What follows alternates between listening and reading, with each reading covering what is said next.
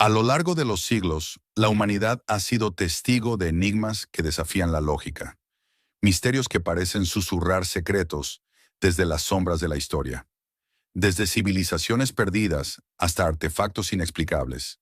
Cada relato es una puerta hacia lo desconocido, una invitación a imaginar lo que pudo haber sido. Hoy te llevaremos en un viaje por los misterios más fascinantes y antiguos que aún permanecen sin resolver, dejando a generaciones enteras buscando respuestas entre ruinas, leyendas y mitos. Si te apasionan estas historias y quieres explorar más sobre los secretos del pasado, no olvides darle like a este video y suscribirte al canal para no perderte ninguno de estos relatos únicos. Además, déjanos en los comentarios cuál de estos misterios te ha impactado más o cuál te gustaría que exploráramos en el futuro. Tu opinión es importante para continuar desentrañando los enigmas de la humanidad juntos. En una tranquila mañana de 1795, cuando el sol apenas comenzaba a iluminar la costa de Nueva Escocia, un joven explorador se adentró en los misteriosos bosques de Oak Island. Allí, entre los susurros del viento y el crujir de las hojas, sus ojos se posaron en una depresión circular en el suelo, rodeada de árboles antiguos como guardianes silenciosos. Intrigado, Daniel sintió que ese lugar escondía algo más que raíces y piedras. Algo ancestral parecía palpitar bajo sus pies. Con la ayuda de sus amigos, comenzó a cavar, y a cada golpe de pala, la tierra revelaba un secreto más profundo. A 10 pies de profundidad, encontraron la primera capa de madera, un suelo artificial que desafiaba la lógica. Sin embargo, a medida que avanzaban, el terreno parecía pelear contra ellos. Más capas de madera y fibras de coco, un material imposible de encontrar en esa región, aparecieron, como si una mente calculadora hubiese diseñado un laberinto subterráneo.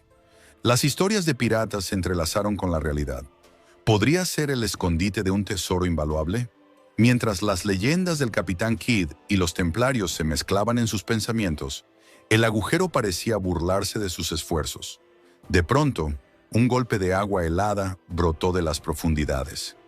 Era como si la isla misma estuviera viva, protegiendo celosamente su secreto.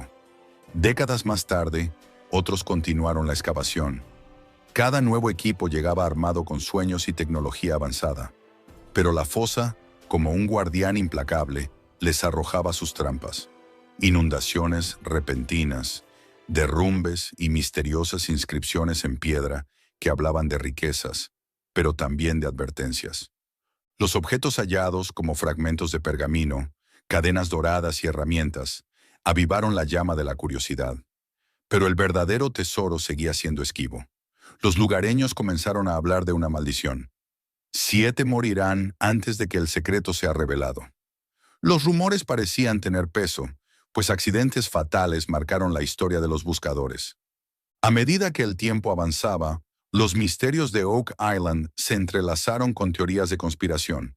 Algunos afirmaban que el Arca de la Alianza o el Santo Grial yacían enterrados allí, mientras que otros sospechaban que la isla escondía secretos más oscuros relacionados con sociedades secretas. Cuando el crepúsculo cubría Egipto con tonos dorados y púrpuras, las arenas del desierto parecían guardar un silencio solemne. Fue en esos días oscuros del año 30 a.C., tras la caída de Alejandría, cuando Cleopatra y Marco Antonio encontraron su trágico final. La reina, rodeada de símbolos de poder y encanto, eligió la muerte antes que la humillación.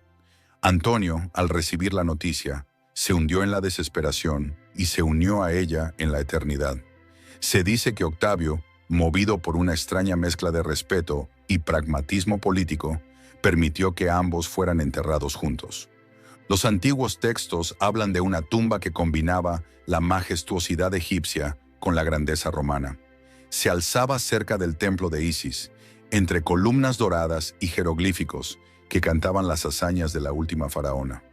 Los artesanos, en un esfuerzo final por honrarla, decoraron las cámaras con relieves que narraban su unión con Antonio, como si quisieran inmortalizar su amor en la piedra. Sin embargo, el tiempo fue cruel con aquella obra maestra. Terremotos, tsunamis y saqueos borraron gran parte de la antigua Alejandría, dejando solo fragmentos de un pasado glorioso.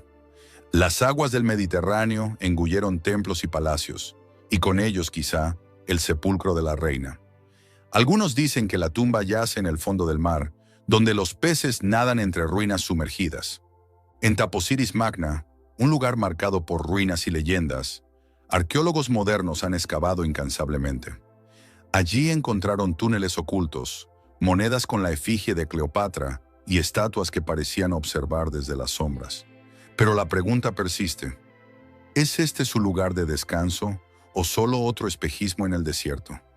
La búsqueda de la tumba de Cleopatra y Marco Antonio no es solo una búsqueda arqueológica, es una carrera contra el tiempo para descifrar un capítulo crucial de la historia. Si las cámaras funerarias son descubiertas, podrían arrojar luz sobre sus últimos días, sus ritos funerarios y la magnitud de su amor. ¿Qué secretos guardarían las paredes de aquella última morada? ¿Qué objetos, palabras o símbolos descansan junto a ellos? En el desierto, bajo la luna egipcia, las arenas parecen moverse como si supieran la respuesta. Pero el misterio permanece intacto, como un acertijo que espera al explorador correcto. Mientras tanto, la historia de Cleopatra y Marco Antonio sigue viva, tejiéndose en el tapiz de las leyendas, un recordatorio de que incluso los más grandes, en su caída, pueden trascender el tiempo. En el corazón del mar Egeo, en un naufragio olvidado por siglos, yacía un objeto que desafiaba la comprensión de su tiempo. Era el año 1901 cuando un grupo de buzos, explorando los restos de un barco romano frente a la isla de Anticitera, encontró entre ánforas y estatuas un amasijo de bronce corroído y engranajes desgastados. Al principio parecía un artefacto sin importancia, pero aquel fragmento contenía un secreto que cambiaría para siempre la visión del pasado. El objeto, conocido como el mecanismo de Anticitera, resultó ser una maravilla de la ingeniería antigua. Los engranajes estaban dispuestos con una precisión que no se creía posible en la época clásica. Con el tiempo, los investigadores descifraron que era un complejo dispositivo astronómico capaz de predecir con exactitud eclipses, movimientos planetarios y ciclos lunares. Pero, ¿quién había diseñado tal maravilla? ¿Cómo podía existir un computador tan avanzado en el mundo antiguo?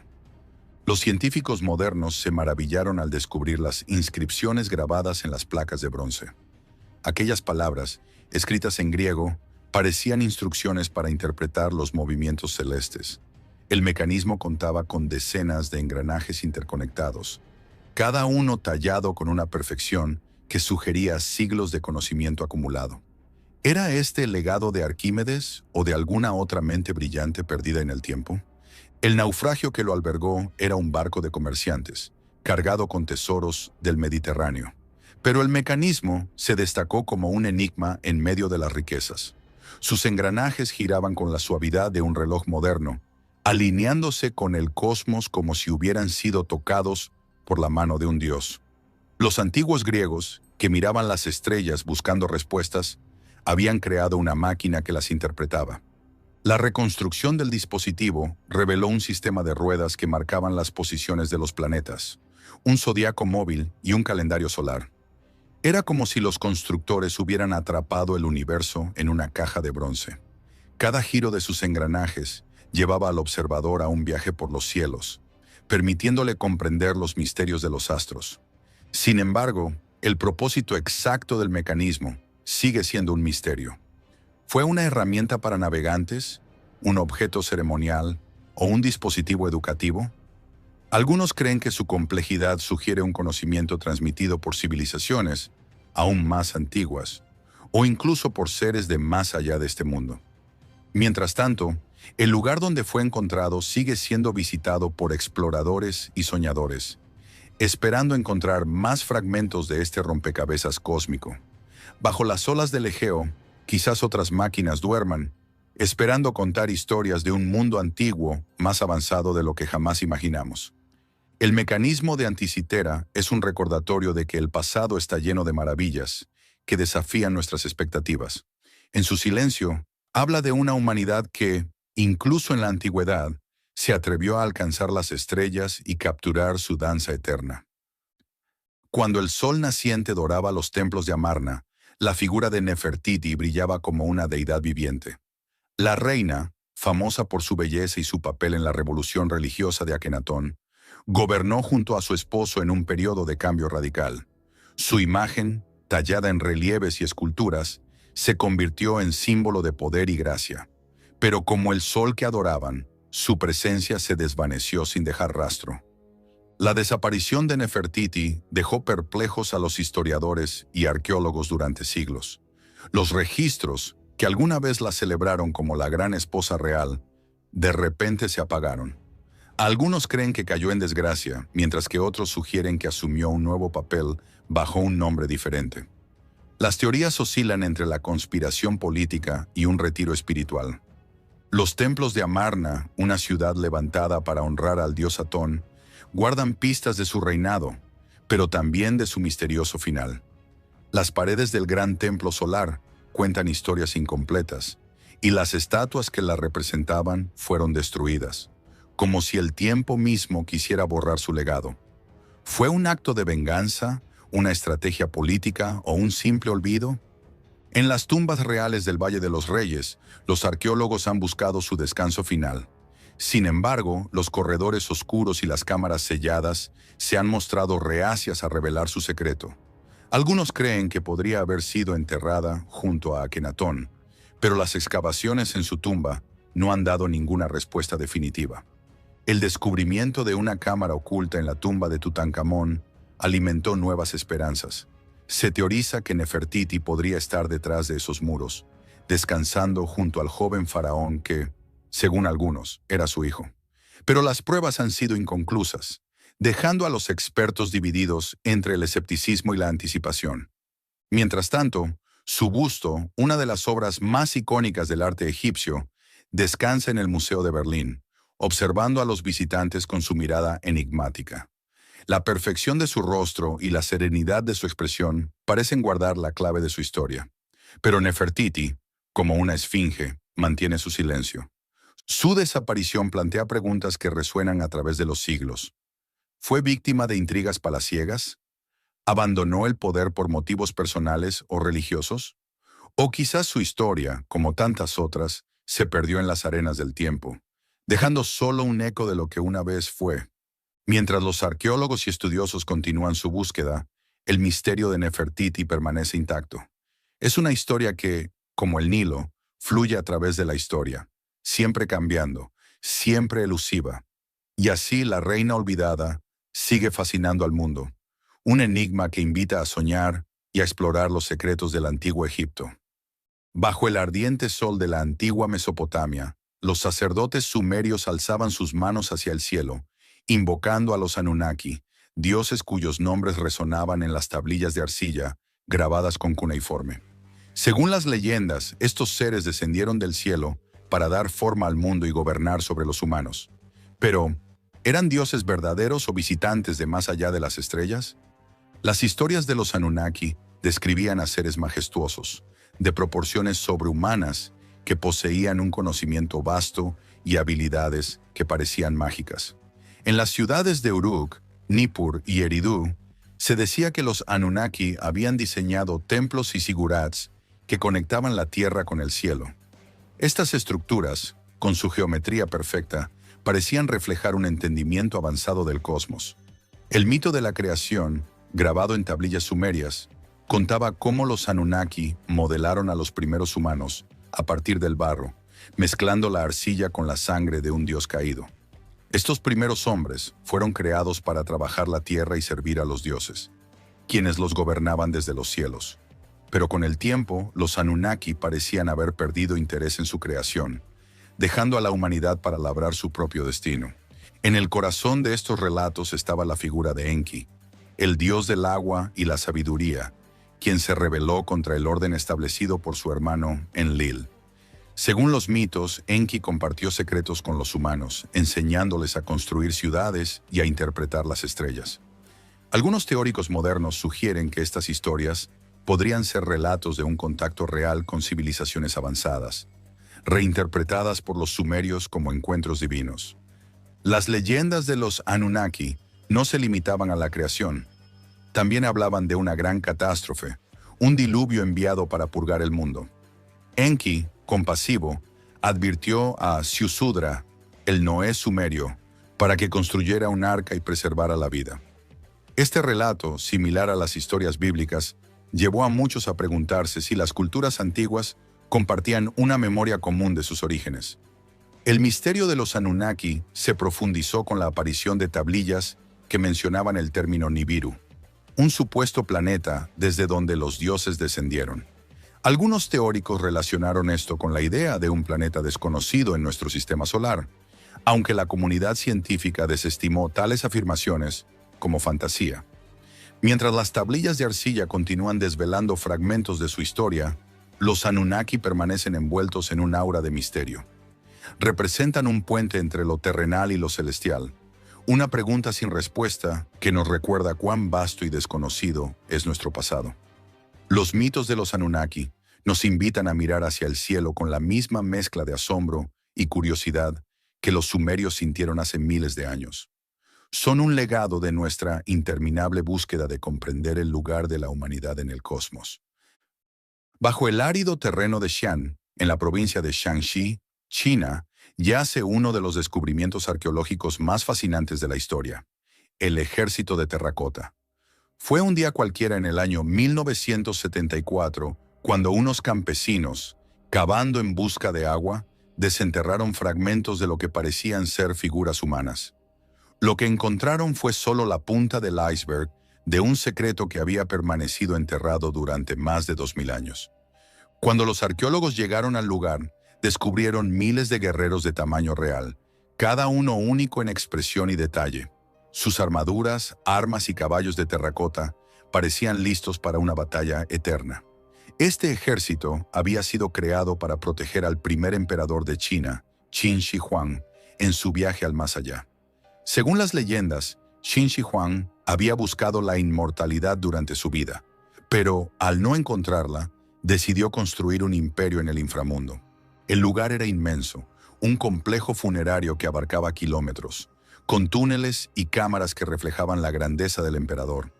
En el centro de todo, aún sin excavar, se encuentra su tumba, que, según los relatos, está protegida por trampas y ríos de mercurio que fluyen como símbolos de su poder. La decisión de enterrar a estas figuras plantea un enigma.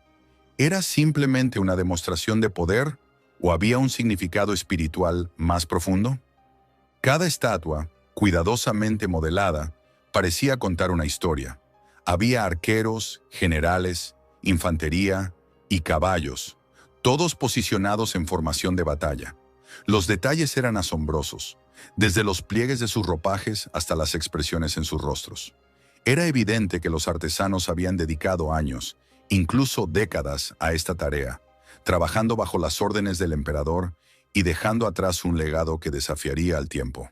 Los textos antiguos sugerían que Qin Shi Huang temía a los espíritus y a sus enemigos muertos, tanto como a los vivos. Este ejército no solo era un símbolo de su dominio terrenal, sino una barrera contra las fuerzas invisibles del inframundo. Pero, ¿qué llevó al emperador a imaginar tal necesidad? Quizás era su obsesión con la inmortalidad y su creencia de que el más allá sería tan peligroso como el mundo que dejaba atrás. El proceso de creación del ejército fue igualmente intrigante. Se cree que los artesanos utilizaron moldes para las partes principales, pero cada figura fue personalizada con detalles únicos, como si los escultores quisieran dotar a estas figuras de una esencia propia. ¿Acaso cada guerrero representaba a alguien real del ejército de Qin? Este detalle alimenta la teoría de que estas estatuas eran algo más que simples guardianes simbólicos. Conforme se desenterraron más figuras, surgieron misterios adicionales. Algunas estatuas estaban dañadas, como si hubieran sido destruidas deliberadamente.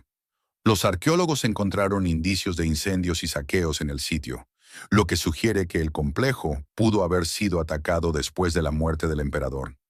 Fueron los rebeldes de la dinastía sucesora quienes intentaron borrar el legado de Qin Shi Huang.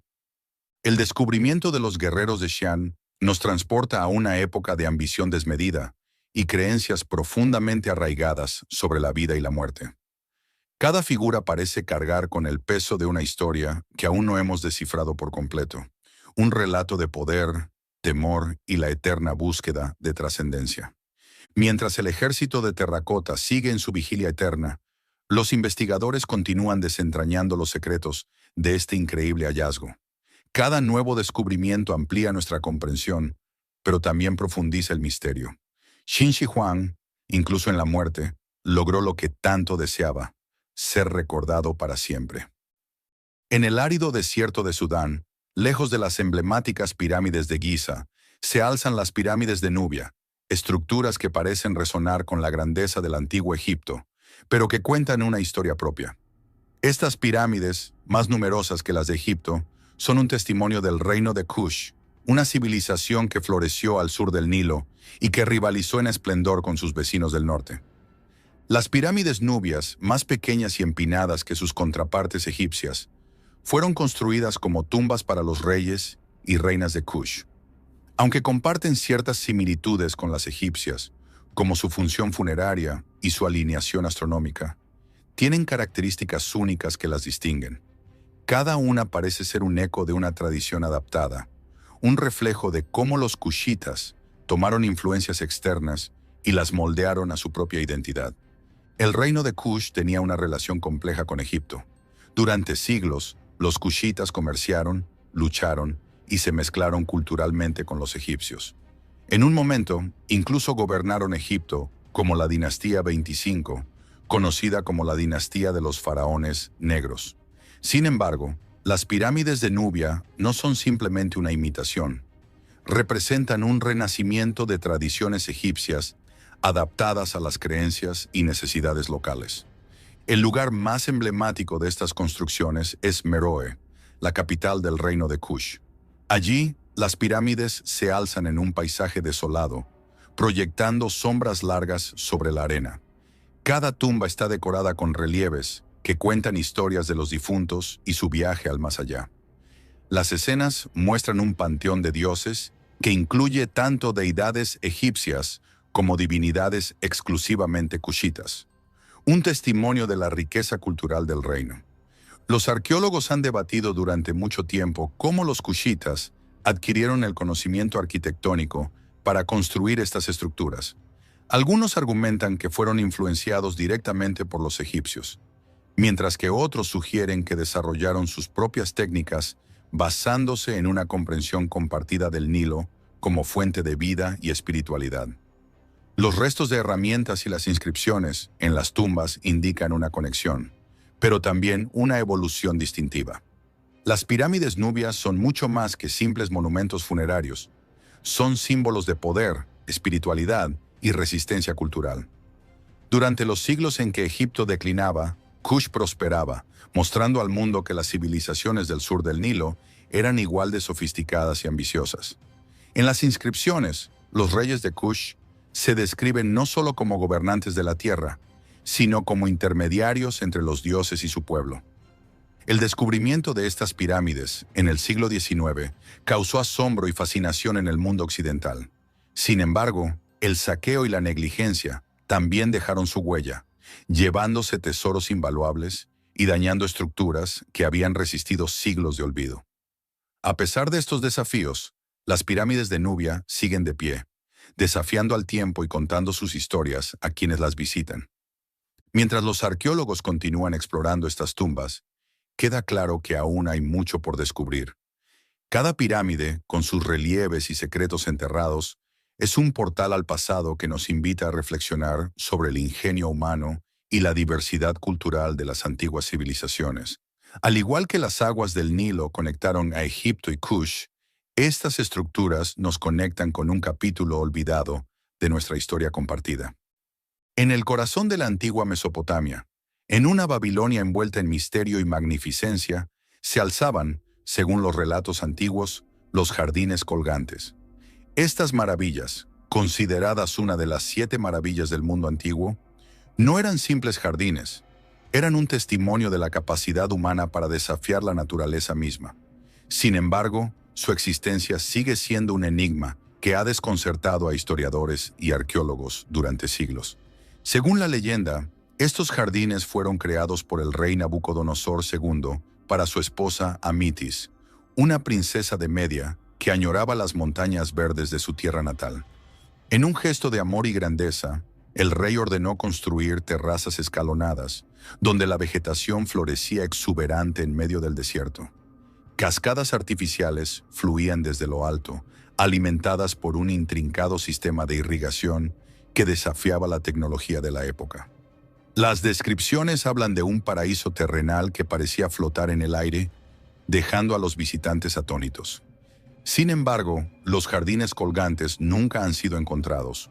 Las excavaciones en Babilonia no han revelado restos que coincidan con estas descripciones. Esto ha llevado a algunos expertos a cuestionar si realmente existieron en Babilonia o si, en realidad, estaban ubicados en otra ciudad, como Nínive. Otros sugieren que pudieron haber sido una creación literaria, una metáfora de la fertilidad y el poder del imperio.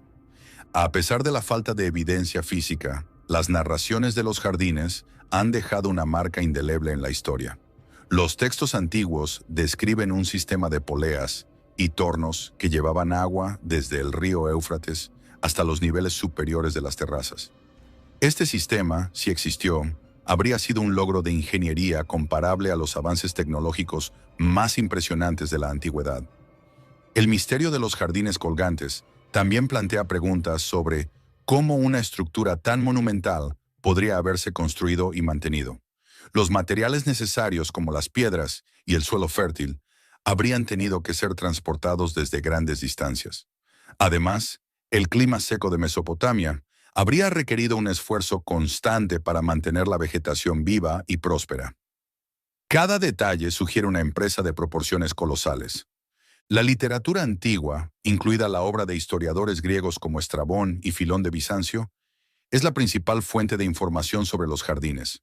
Sin embargo, estas descripciones a menudo se basan en relatos de segunda mano, lo que deja espacio para la interpretación y la exageración. Los textos hablan de árboles frutales, flores exóticas y hierbas aromáticas que crecían en un entorno casi mágico, elevando el espíritu de quienes los contemplaban. Algunos investigadores creen que los jardines colgantes no eran un lugar físico, sino una representación idealizada del poder y la capacidad del ser humano para crear belleza en medio del desierto. En este sentido, los jardines serían un símbolo más que una realidad tangible, un recordatorio de que la imaginación puede ser tan poderosa como las piedras y los ladrillos. En las canteras de granito rojo de Asuán, bajo el abrasador sol del desierto egipcio, yace una obra inconclusa que revela tanto la ambición como los desafíos de los antiguos egipcios. El obelisco inacabado, el más grande jamás concebido, permanece en su lugar de origen, ofreciendo un vistazo único al proceso de construcción de estos monumentos colosales. Tallado directamente en la roca madre, este obelisco habría alcanzado una altura de casi 42 metros y un peso de más de 1000 toneladas. Los artesanos comenzaron a trabajar en el obelisco con herramientas simples de dolerita, golpeando el granito con precisión y paciencia para liberar la forma monumental de la piedra. Sin embargo, en algún momento del proceso, una grieta apareció en la estructura, haciendo que fuera imposible continuar sin riesgo de fractura. En lugar de intentar repararlo, los trabajadores abandonaron el proyecto, dejando atrás una reliquia de lo que pudo haber sido. La decisión de construir un obelisco de tal magnitud plantea preguntas fascinantes. ¿Para qué faraón estaba destinado? Algunos sugieren que podría haber sido un encargo de la reina Hatshepsut, conocida por su amor por la arquitectura monumental. Si se hubiera completado, el obelisco habría sido un símbolo de poder y conexión divina, erigido probablemente en el templo de Amón en Karnak, donde otros obeliscos aún se alzan en majestuosa soledad. El obelisco inacabado no solo revela las ambiciones de los egipcios, sino también los desafíos técnicos a los que se enfrentaban. Mover una estructura de tal tamaño habría requerido un ingenio extraordinario. Los textos antiguos y las representaciones artísticas sugieren que los egipcios utilizaban trineos, rodillos de madera y canales de agua para transportar obeliscos desde las canteras hasta su destino final. Sin embargo, un obelisco de este tamaño habría superado incluso sus capacidades más avanzadas. Explorar las canteras de Asuán es como retroceder en el tiempo. Las marcas de las herramientas aún son visibles en el granito, testigos silenciosos de los esfuerzos de los artesanos. Al caminar por el sitio, uno no puede evitar imaginar el bullicio de actividad, el sonido rítmico de las herramientas, los gritos de los capataces y el calor sofocante que envolvía a los trabajadores. Es un recordatorio palpable de la humanidad detrás de las maravillas arquitectónicas del antiguo Egipto. La grieta que detuvo la construcción del obelisco inacabado es más que un defecto. Es un símbolo de los límites de la tecnología antigua. A pesar de su habilidad y dedicación, los egipcios eran vulnerables a los caprichos de la naturaleza. Esta imperfección nos conecta con los artesanos, recordándonos que, aunque lograron hazañas increíbles, también enfrentaron fracasos y desafíos que humanizan su legado. El obelisco inacabado permanece en Asuán como un monumento tanto a la ambición como a los límites humanos, una obra que inspira asombro y reflexión en igual medida. Es un testimonio de la dedicación de los antiguos egipcios y de la fragilidad de sus sueños frente a la resistencia de la piedra. A través de él, su historia sigue viva, resonando en el presente con la misma fuerza con la que el granito resistió sus esfuerzos. En los vastos desiertos y mesetas del suroeste de lo que hoy es Estados Unidos, los pueblos Anasazi dejaron un legado monumental de arquitectura y misterio. En los acantilados de Mesa Verde y los valles de Chaco Canyon, erigieron ciudades de piedra que parecían desafiar la lógica de su entorno árido. Sin embargo, su abrupta desaparición en el siglo XIII después de Cristo dejó a los arqueólogos y narradores de historias intrigados por siglos. En lo alto de un acantilado escarpado, una aldea Anasazi se recostaba contra la roca, con terrazas y habitaciones que parecían colgar de las paredes de piedra. El sol del desierto abrasaba, pero los Anasazi habían aprendido a dominar su entorno. Sistemas de canales y embalses capturaban cada gota de agua, alimentando sus cultivos de maíz, frijoles y calabazas. Por las noches, bajo un cielo cuajado de estrellas, las historias se transmitían alrededor del fuego. Relatos de sus ancestros y los dioses que habitaban las montañas. Un día, sin previo aviso, el silencio envolvió las aldeas. Las casas quedaron vacías, las herramientas abandonadas en medio del trabajo, y las huellas de su partida se desvanecieron con el viento del desierto. Los acantilados que alguna vez resonaron con risas y voces humanas quedaron mudos, como si los Anasazi se hubieran disuelto en el tiempo. Pero, ¿qué los llevó a abandonar sus hogares?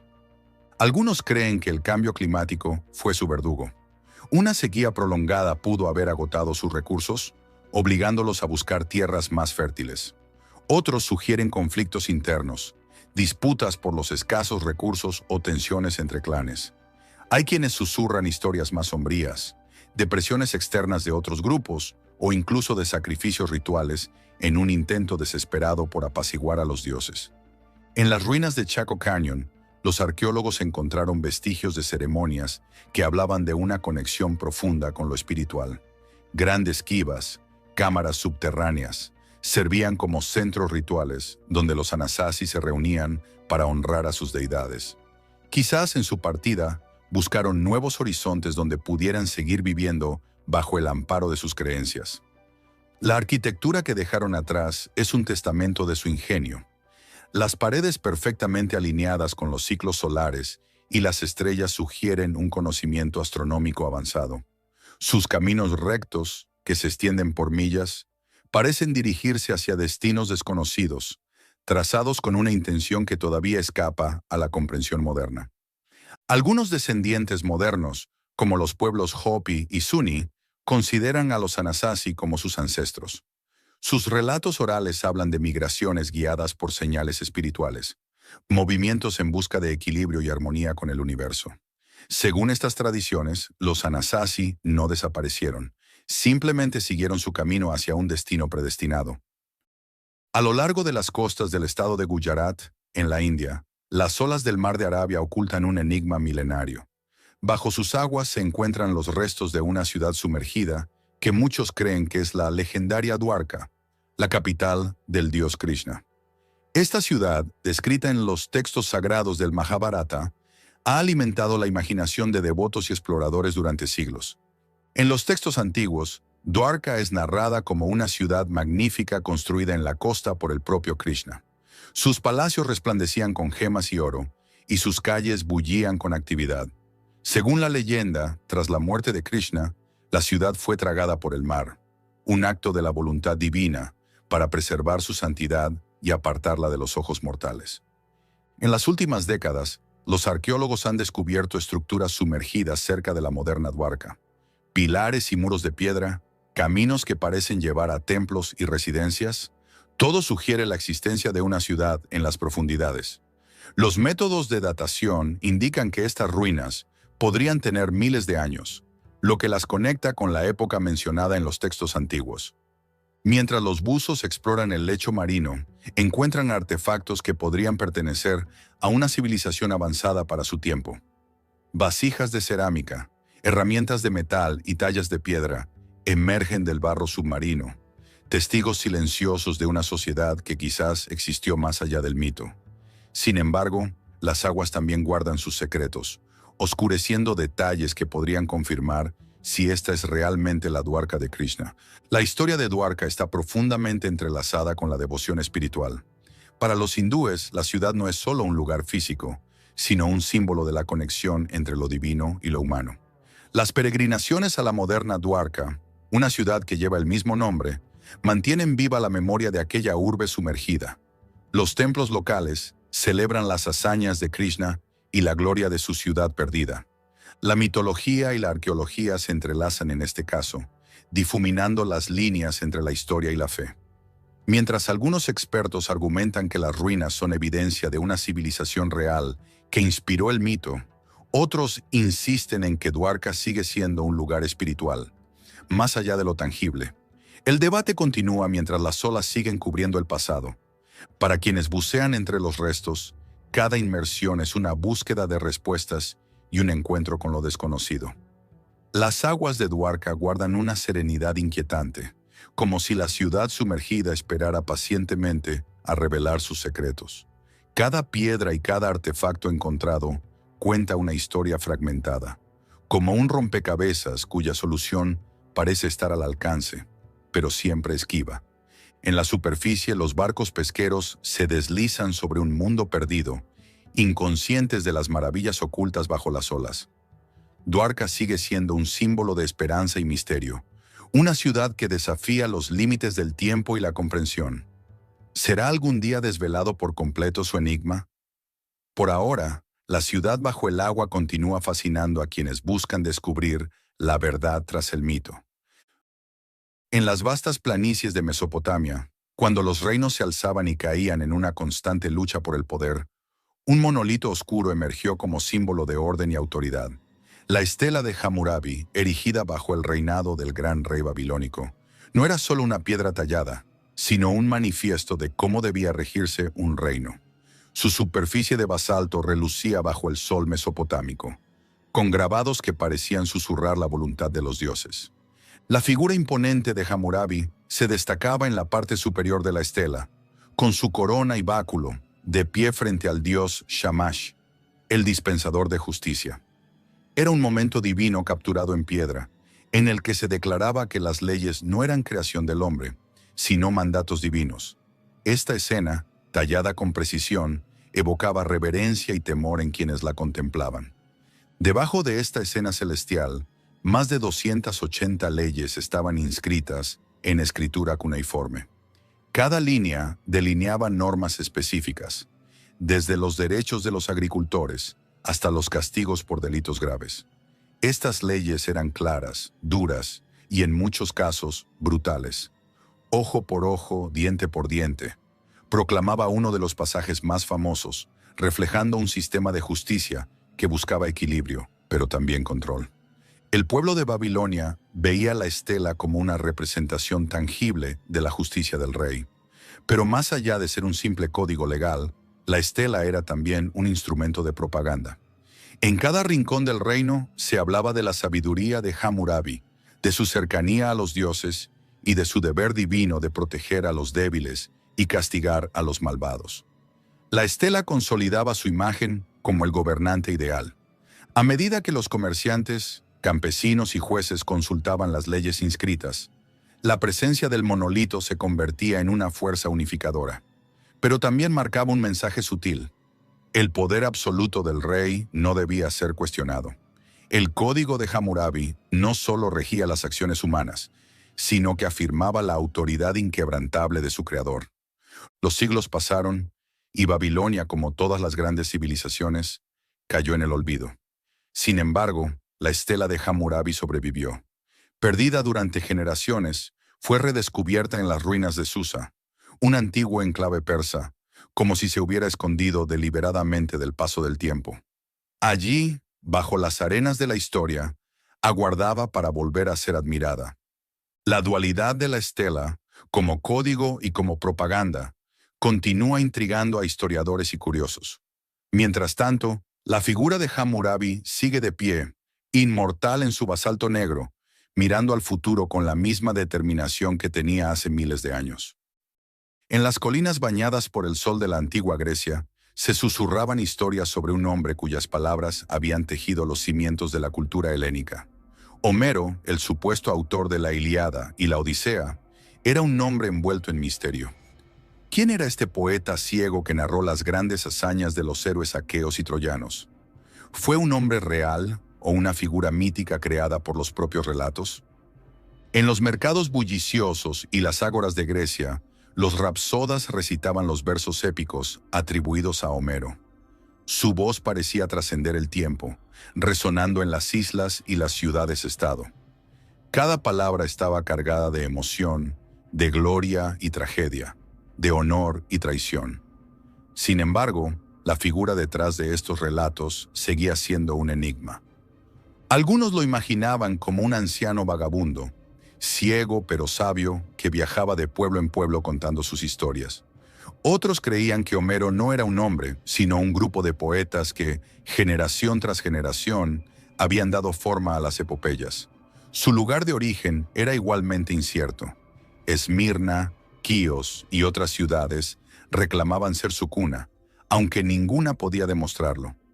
El estilo de sus poemas, lleno de descripciones detalladas y personajes vibrantes, sugería un conocimiento profundo de la guerra y la humanidad, pero también revelaba una construcción cuidadosa, como si cada palabra hubiera sido forjada para resistir el paso del tiempo. ¿Podría un solo hombre haber creado tales obras maestras? ¿O fue el esfuerzo colectivo de una cultura que buscaba inmortalizar sus valores? Con el paso de los siglos, los académicos intentaron desentrañar el misterio. Se analizaron los textos, buscando pistas sobre su autor. Las diferencias en el estilo entre la Ilíada y la Odisea llevaron a teorías de múltiples autores. Sin embargo, los griegos antiguos no parecían preocuparse por la identidad del autor. Para ellos, lo importante era el mensaje, la conexión con sus dioses y héroes. Las estatuas de Homero, erigidas mucho después de su época, lo representaban como un sabio ciego, coronado de laureles. Su imagen se convirtió en un símbolo de la sabiduría y la imaginación, un faro cultural para los griegos y más allá.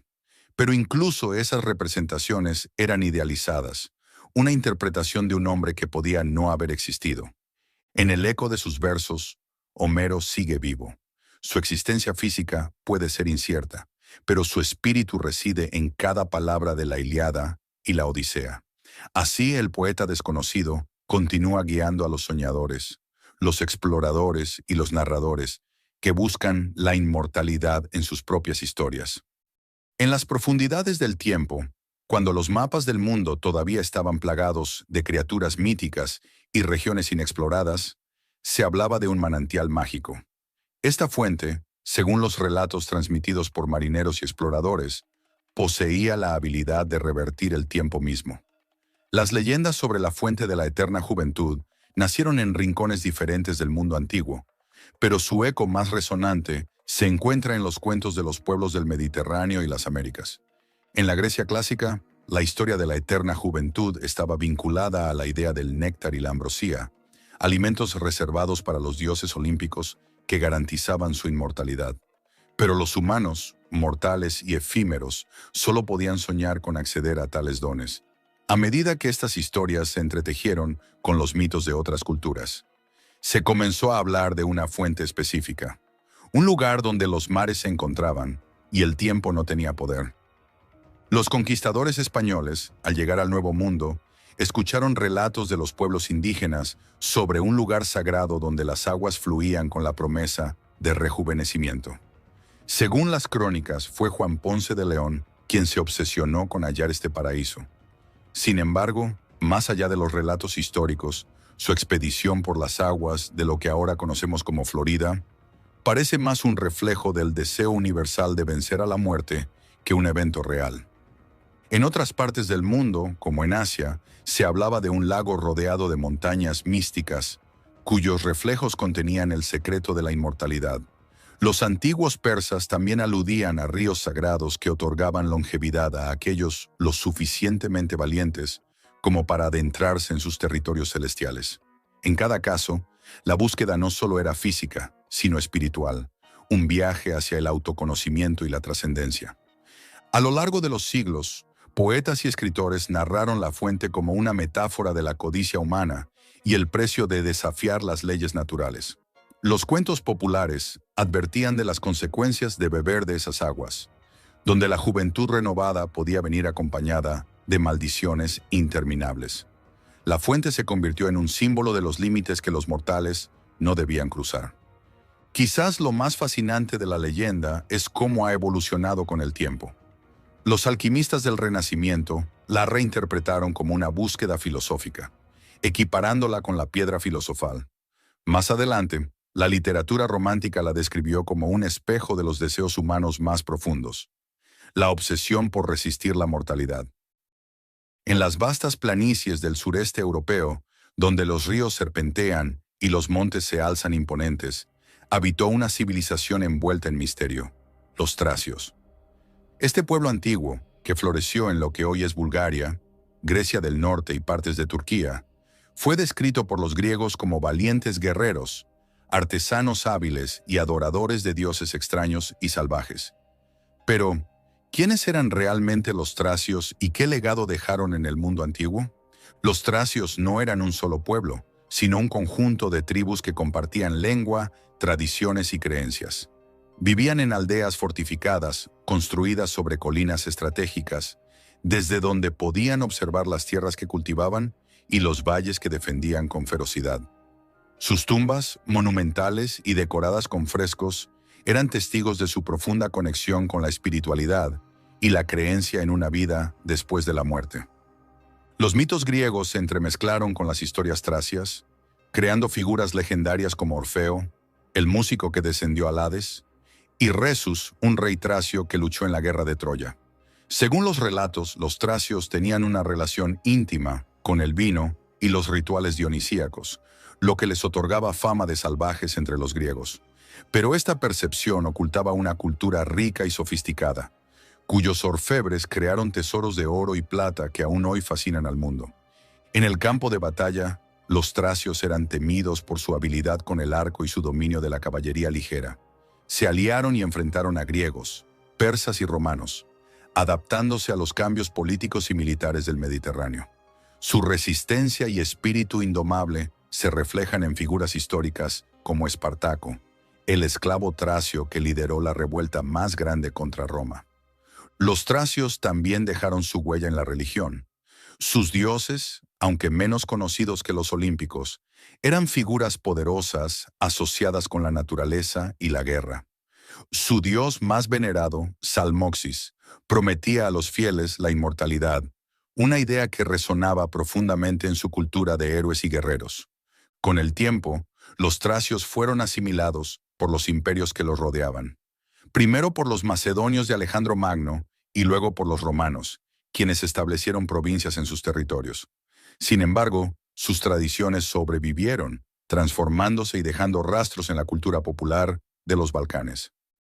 En la península griega, mucho antes de que Atenas y Esparta dominaran el escenario del mundo antiguo, una civilización poderosa surgió entre montañas y mares. La civilización micénica, con sus fortalezas de piedra ciclópea y su red de comercio que alcanzaba las tierras más lejanas, se alzaba como un faro de cultura y poder. Gobernada por reyes que habitaban en palacios grandiosos como el de Micenas y Pilos, Esta cultura fue el eje central de los mitos que luego alimentarían a Homero y sus epopeyas. Micenas era el corazón de este mundo.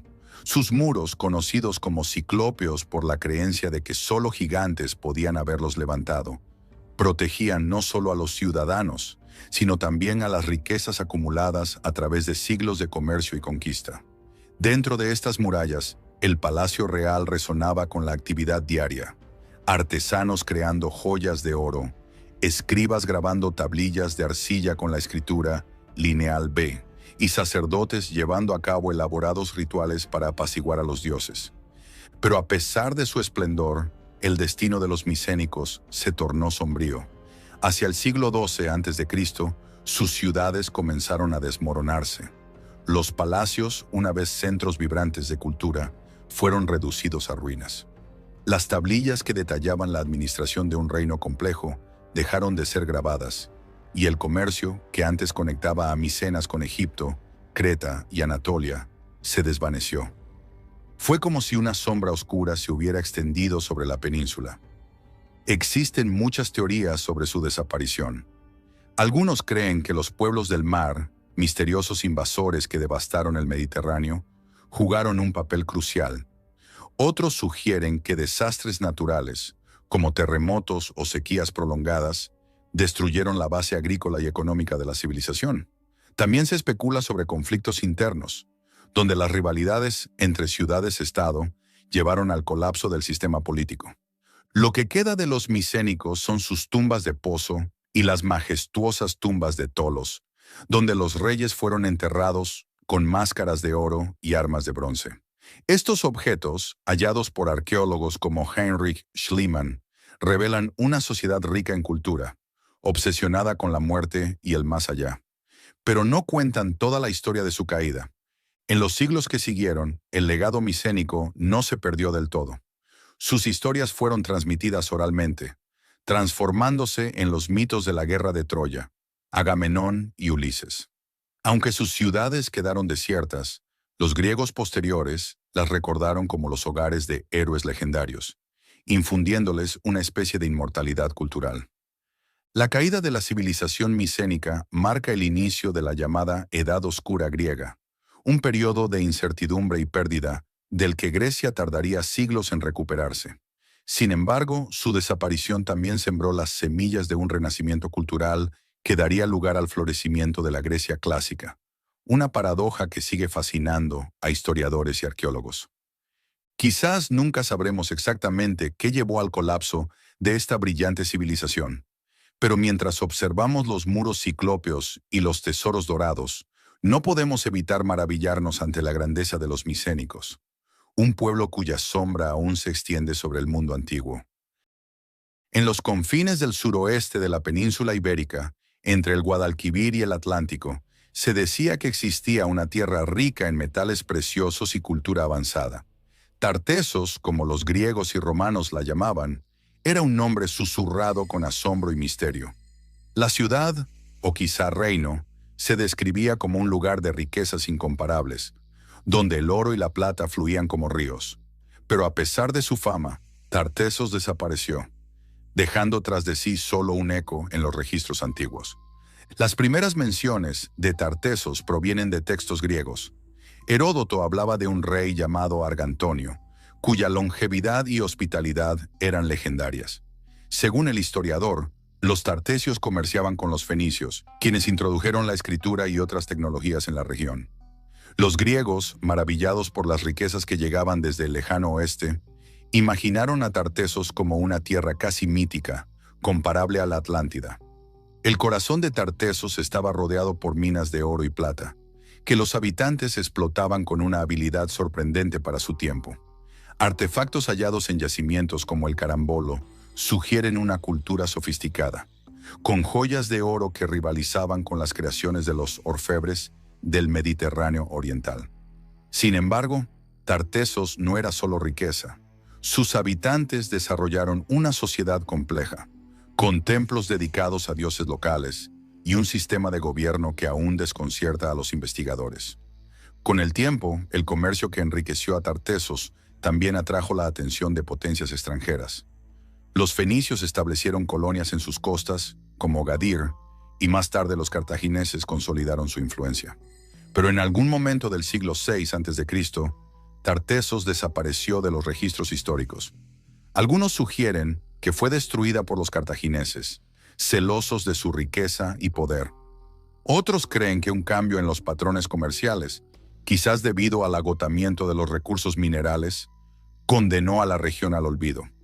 El misterio de Tartessos ha inspirado siglos de especulación.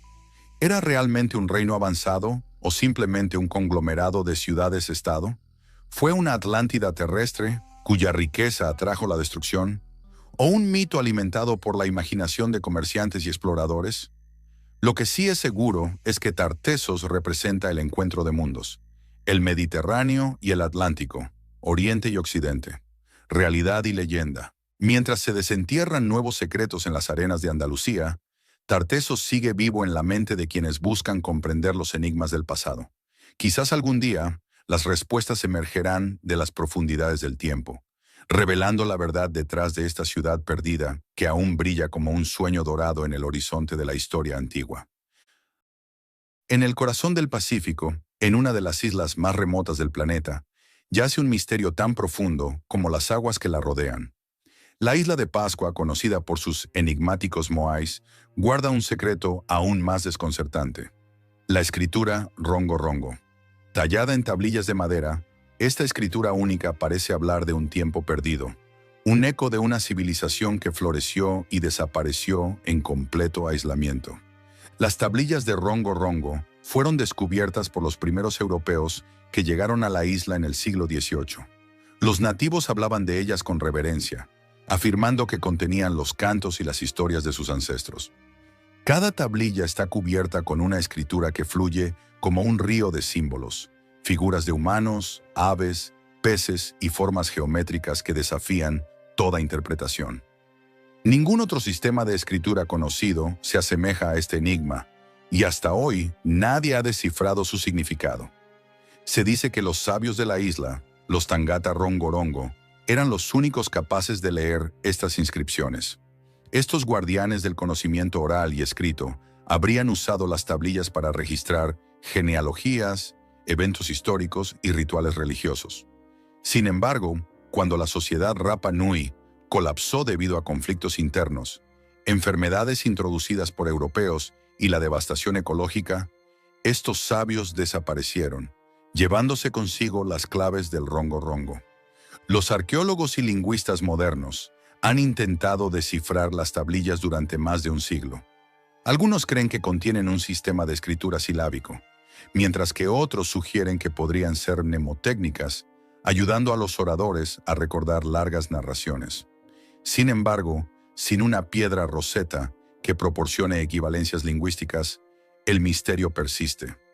Los símbolos siguen siendo un rompecabezas, una ventana cerrada al alma de una cultura que ya no puede hablar por sí misma.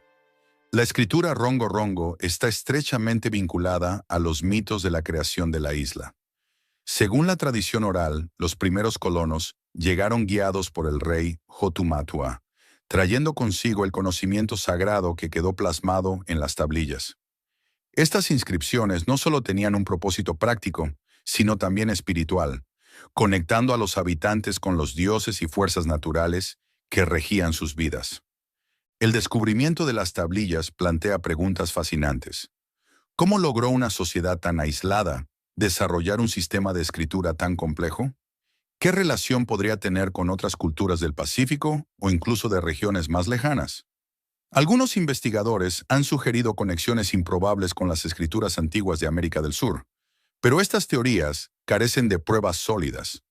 En la penumbra de una isla que parece flotar entre la realidad y el mito, las tablillas Rongo Rongo esperan pacientemente a que alguien descifre su secreto. Tal vez, cuando esto suceda, no solo se revelen las palabras de un pueblo perdido, sino también una visión completamente nueva del mundo antiguo, escrita en un lenguaje que conecta a los humanos con los misterios del cosmos. En el límite del mundo conocido, donde el mar Mediterráneo se encuentra con el vasto Atlántico, se alzaban los legendarios Pilares de Hércules. Este par de formaciones rocosas, Identificadas con el Peñón de Gibraltar al norte y el Monte Hacho, o Jebel Musa al sur, marcaban, para los antiguos, el fin de la tierra y el inicio de lo desconocido. Eran la frontera última, un lugar cargado de simbolismo y temor que separaba lo civilizado de lo salvaje. Según la mitología griega, los pilares fueron erigidos por Hércules durante uno de sus 12 trabajos. En su búsqueda de las manzanas doradas del jardín de las Hespérides, el héroe debía cruzar las montañas que conectaban Europa y África. En lugar de rodearlas, usó su fuerza divina para separarlas, abriendo un paso que permitió el flujo entre el mar y el océano. Estos pilares no solo representaban su poder, sino también su desafío a las barreras naturales del mundo. Los navegantes fenicios, maestros del comercio marítimo, fueron los primeros en aventurarse más allá de los pilares de Hércules. Para ellos, estas formaciones no eran solo un límite geográfico, sino también un portal hacia nuevas riquezas. Las leyendas decían que más allá yacían islas llenas de tesoros y tierras fértiles. Sin embargo, cruzar este umbral era visto como un acto de valentía, ya que los dioses podían castigar a los intrépidos con tormentas y naufragios. Con el tiempo, los romanos heredaron estas historias y las ampliaron. Los pilares de Hércules aparecieron en monedas, mapas y escritos como símbolos del alcance del poder romano, una afirmación de que incluso los confines del mundo estaban bajo su influencia. Sin embargo, también sirvieron como recordatorio de la humildad humana frente a la inmensidad del cosmos, una advertencia contra la ibris, el orgullo que ofende a los dioses. Las leyendas en torno a los pilares no se limitaron al Mediterráneo. Los exploradores árabes y medievales hablaron de tierras más allá, algunas reales, como las Canarias, y otras míticas, como la isla de San Borondón. Los pilares de Hércules se convirtieron en un concepto flexible, adaptándose a las culturas y épocas, pero siempre reteniendo su aura de misterio.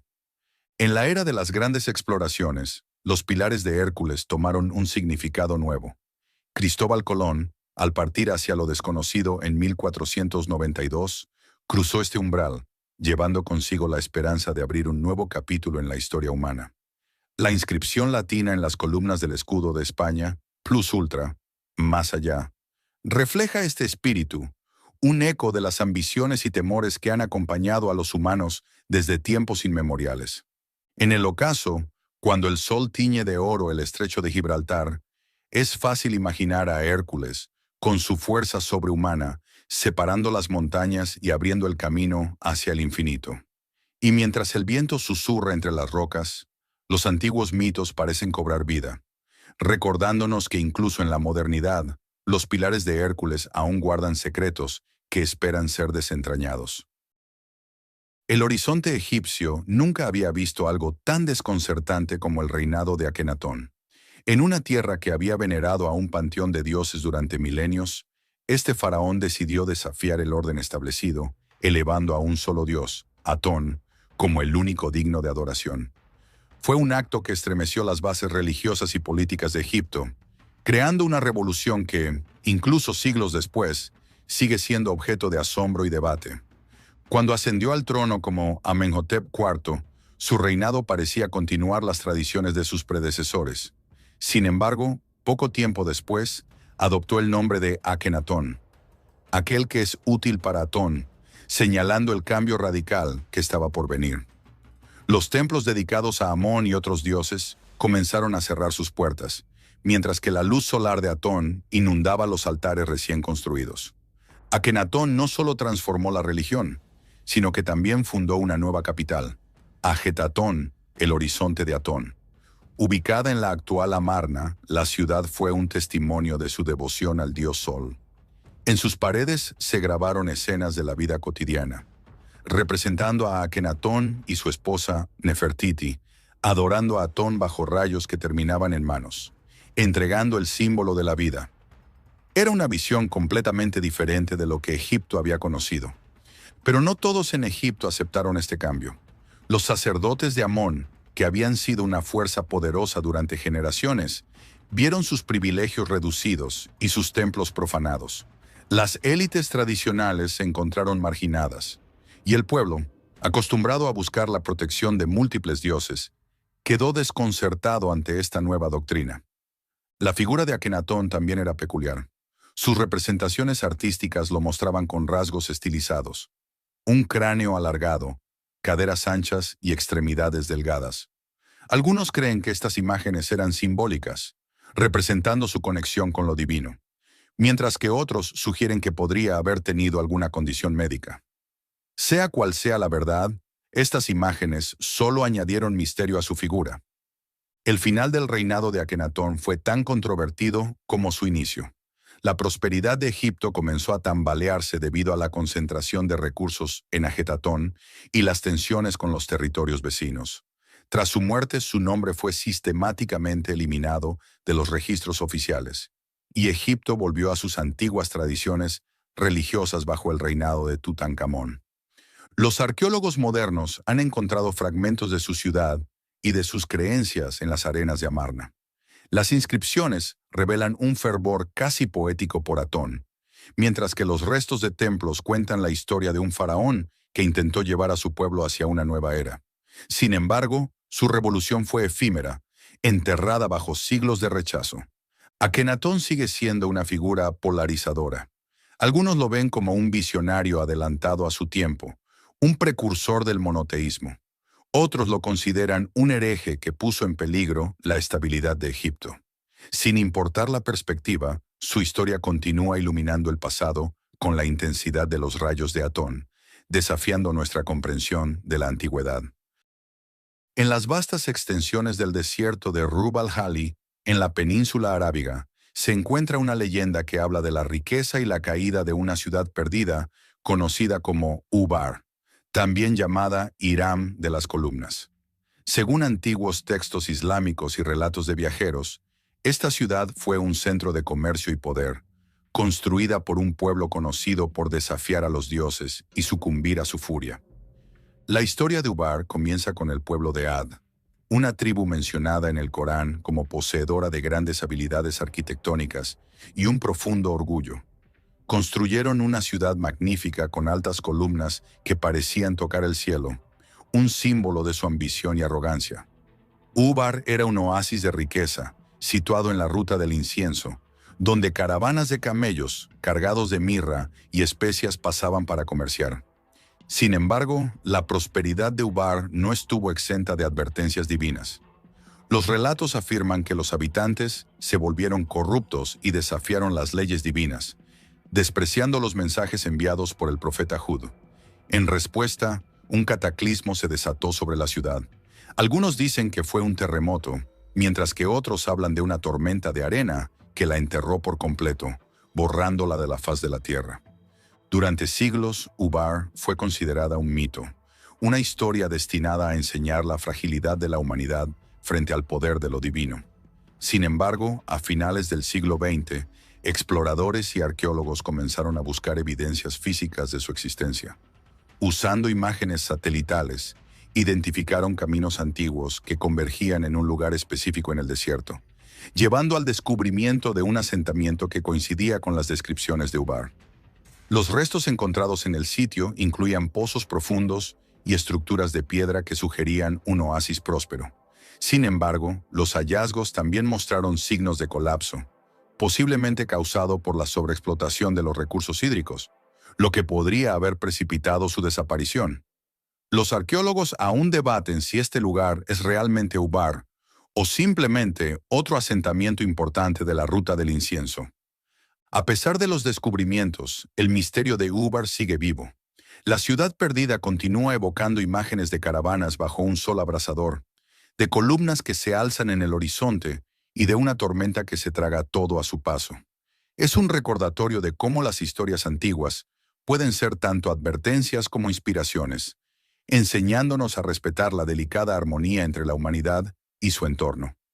En las noches estrelladas del desierto, cuando el viento sopla sobre las dunas, algunos dicen que aún se pueden escuchar los ecos de Ubar, sus columnas resonando en la imaginación de quienes buscan los secretos enterrados de la antigüedad. Así, la ciudad perdida permanece viva en los relatos, desafiando a quienes intentan separar el mito de la realidad. En el corazón de Asia Menor, La ciudad de Troya se alzaba como una fortaleza inexpugnable. Sus murallas, altivas y robustas, eran un testimonio de la habilidad arquitectónica de su pueblo y de la astucia de sus líderes. Los relatos de la antigua Troya hablaban de un sistema defensivo único, diseñado no solo para proteger a sus habitantes, sino también para resistir el embate de las fuerzas más poderosas de la época. Sin embargo, incluso las defensas más formidables tienen sus puntos débiles, como lo demostraría la legendaria guerra que enfrentó a griegos y troyanos. Las murallas de Troya no eran simples estructuras, eran un entramado de piedra caliza y ladrillo que alcanzaban alturas prodigiosas, cubriendo kilómetros de extensión alrededor de la ciudad. Desde sus torres de vigilancia, los soldados podían divisar a los enemigos a kilómetros de distancia, lo que daba a Troya una ventaja estratégica crucial. Las puertas principales, diseñadas con pasadizos estrechos y fácilmente defendibles, se convertían en cuellos de botella para cualquier atacante. En tiempos de paz, estas murallas eran un símbolo de orgullo. En tiempos de guerra, una barrera infranqueable. Dentro de las murallas, Troya también se protegía con una compleja red de túneles y almacenes subterráneos. Estas construcciones no solo aseguraban el suministro de agua y alimentos durante largos asedios, sino que también ofrecían rutas de escape para sus habitantes. La ciudad estaba preparada para resistir durante meses, incluso años, lo que convirtió a Troya en una pesadilla para cualquier ejército invasor. Pero los troyanos no contaban con la tenacidad de los griegos y su determinación por tomar la ciudad.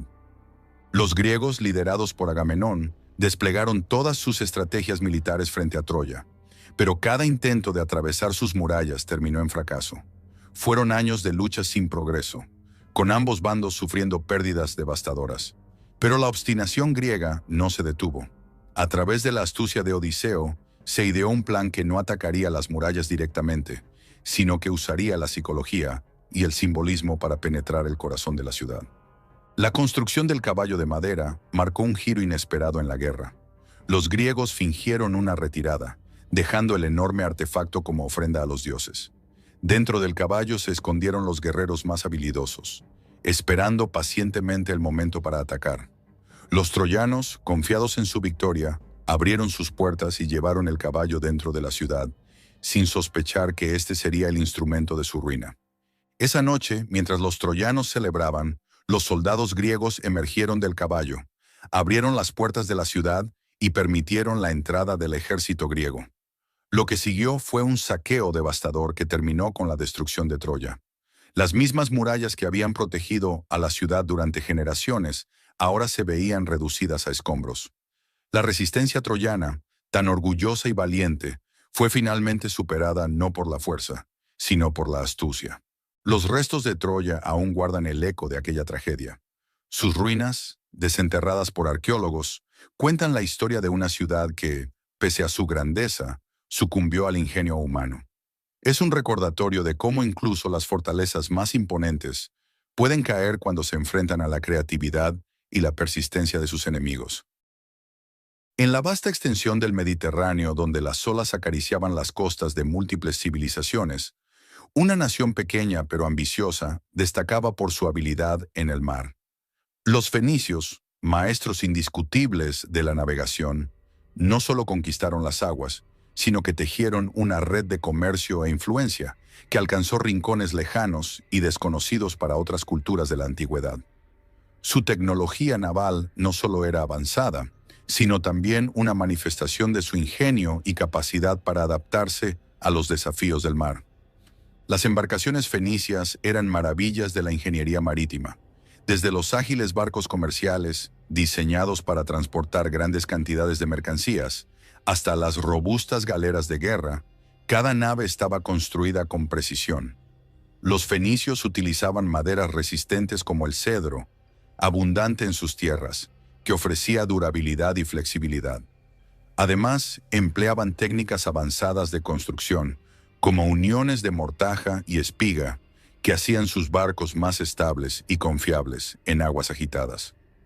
Una de las claves de su éxito fue la invención de la quilla, una estructura que proporcionaba estabilidad a las embarcaciones y les permitía navegar con mayor seguridad en condiciones adversas. Este diseño revolucionario, combinado con velas triangulares y remos perfectamente sincronizados, les dio una ventaja significativa sobre sus competidores.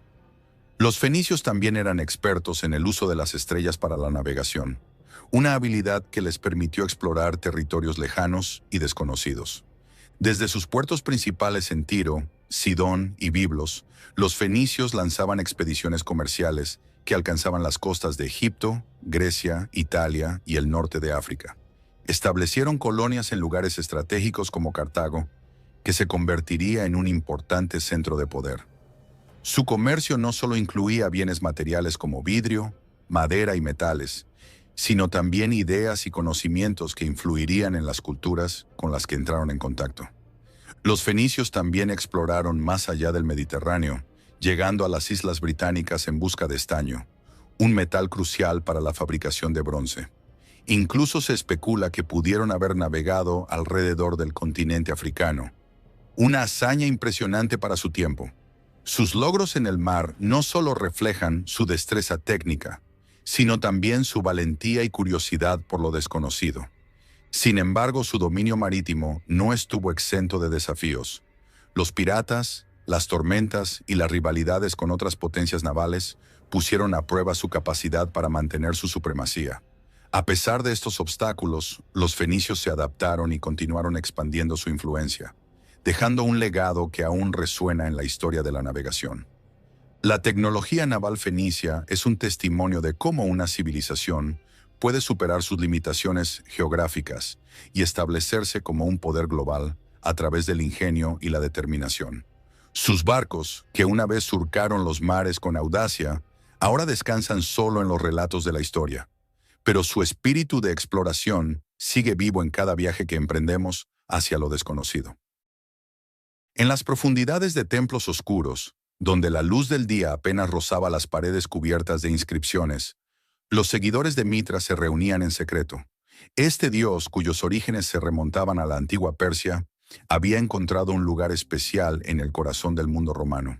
En un imperio repleto de dioses y tradiciones, Mitra destacaba no por su poder militar o su asociación con la política, sino por la devoción casi mística que sus seguidores le otorgaban.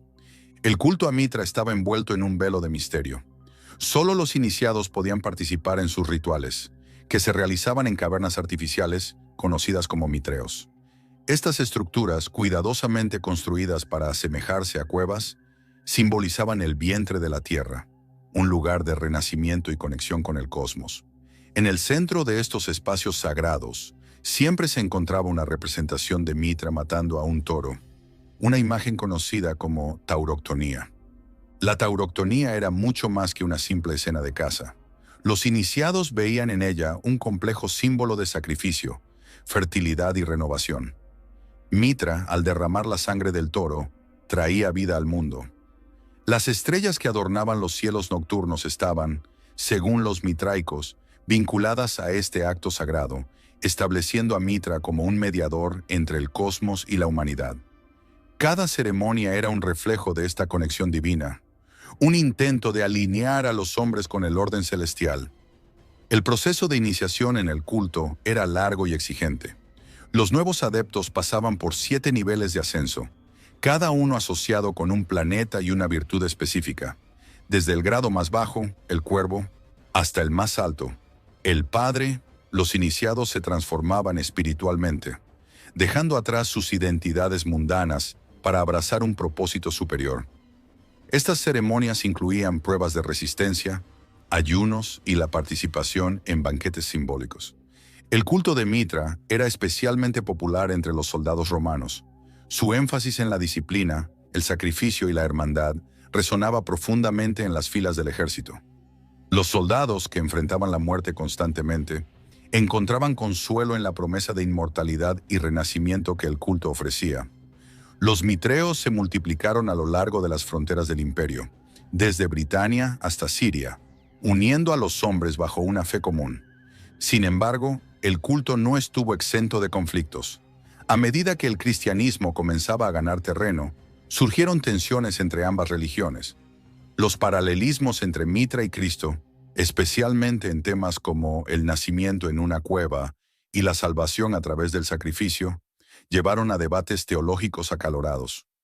Con el tiempo, el cristianismo se consolidó como la religión predominante, relegando al culto de Mitra a las sombras de la historia.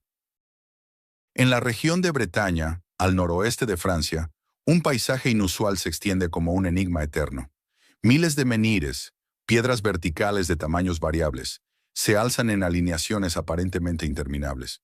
Estos antiguos monolitos, conocidos como los menhires de Karnak, han desafiado la comprensión humana durante siglos. ¿Quién los colocó allí? ¿Por qué lo hicieron? Estas preguntas, como las piedras mismas, permanecen inmóviles en el tiempo. La leyenda cuenta que los menhires fueron soldados petrificados por Merlín, el mago de las leyendas artúricas, mientras perseguían a sus enemigos. Aunque este relato está lleno de fantasía, las verdaderas razones detrás de estas estructuras son igual de fascinantes. Los arqueólogos han determinado que los menhires fueron erigidos hace más de 5.000 años, durante el Neolítico, pero su función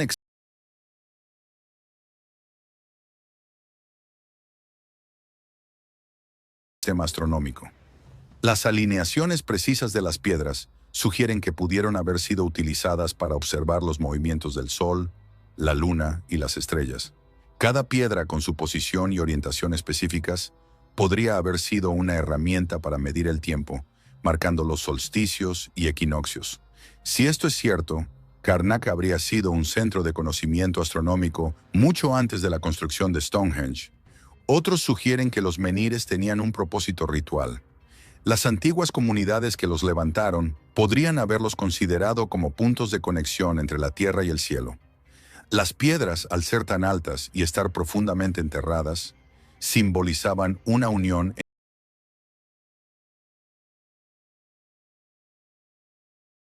buscado garantizar cosechas abundantes, protección y prosperidad para la comunidad. El tamaño y la disposición de los menhires también apuntan a un uso social. Algunos investigadores creen que las alineaciones reflejaban una jerarquía, con las piedras más grandes representando a los líderes o figuras importantes de la comunidad. Las ceremonias alrededor de los menhires habrían sido momentos de unidad, en los que la tribu reafirmaba su identidad colectiva y su conexión con sus antepasados. Sin embargo, la creación de este complejo monumental plantea aún más preguntas. ¿Cómo lograron estas comunidades neolíticas mover y erigir piedras de varias toneladas sin las herramientas avanzadas que conocemos hoy? Las técnicas utilizadas siguen siendo objeto de debate, pero la dedicación y el esfuerzo colectivo necesarios para construir Karnak son innegables. Este lugar es un testimonio de la ingeniosidad y la fuerza de voluntad de nuestros antepasados.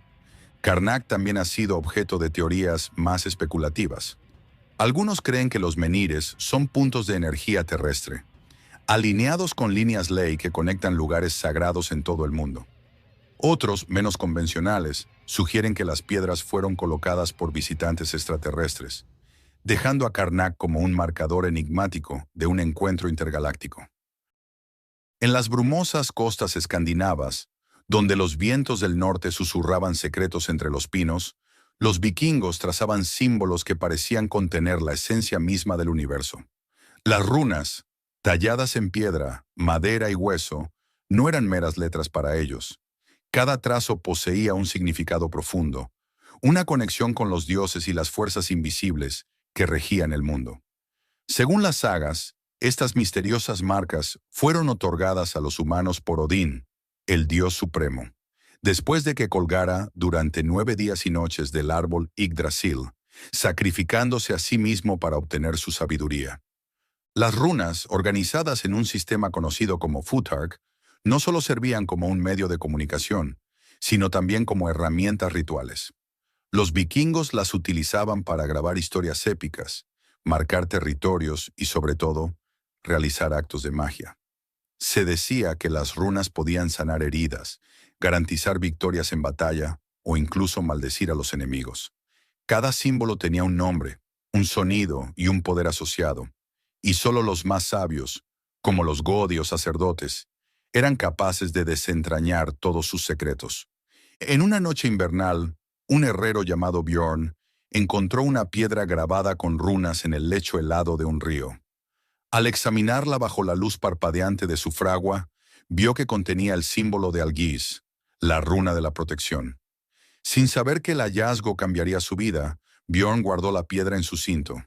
A partir de entonces, cada golpe de su martillo resonaba con una fuerza sobrenatural, y las armas que forjaba eran codiciadas por los guerreros de toda Escandinavia. Algunos decían que la runa había invocado la bendición de Thor, el dios del trueno. Pero no todas las runas traían fortuna. En las leyendas se habla de la runa Hagalaz, asociada con la destrucción y el caos. Un marinero de nombre Eric talló esta runa en la proa de su dracar antes de zarpar hacia tierras lejanas, creyendo que le otorgaría el poder de dominar los mares. Sin embargo, en una tormenta furiosa, su barco fue engullido por olas monstruosas y la runa se convirtió en su condena. Los sobrevivientes de la tripulación decían que habían escuchado risas malévolas entre el rugido del viento. Las runas también desempeñaron un papel central en los rituales de adivinación. Los videntes lanzaban pequeñas piezas de madera o hueso grabadas con runas y leían los patrones en los que caían. Cada disposición contaba una historia, un augurio de prosperidad, una advertencia de peligro o un camino que debía tomarse. Para los vikingos, el destino no era algo fijo, pero las runas podían revelar sus contornos y ayudarles a enfrentarlo. A medida que el cristianismo se extendió por el norte de Europa, el uso de las runas comenzó a decaer. Los sacerdotes cristianos condenaron las prácticas asociadas con ellas, calificándolas de herejía. Muchas runas fueron destruidas, y los conocimientos sobre su uso mágico se perdieron en las brumas del tiempo. Sin embargo, los pueblos nórdicos continuaron usándolas en contextos más mundanos, como inscripciones en lápidas y monumentos. En las profundidades de las selvas, en las arenas de los desiertos y en las montañas sagradas del mundo antiguo, las civilizaciones dejaron pistas sobre un concepto místico compartido: el tercer ojo. Este símbolo, representado en frisos, estatuas y manuscritos, parecía indicar un órgano invisible, una puerta a la percepción espiritual. En la India, se vinculaba al chakra Ajna, el centro de la intuición y la sabiduría. En Egipto, estaba asociado al ojo de Horus, un emblema de protección y poder. Pero, ¿era solo un símbolo, o los antiguos conocían un estado de percepción superior que hemos olvidado? En los textos védicos de la India, los sabios escribieron sobre el tercer ojo como una herramienta para trascender el plano material.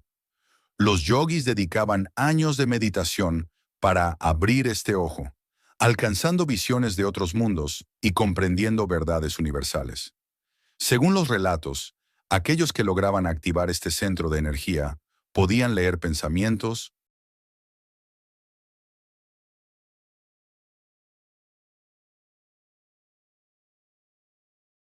años de práctica. Describió haber visto un loto.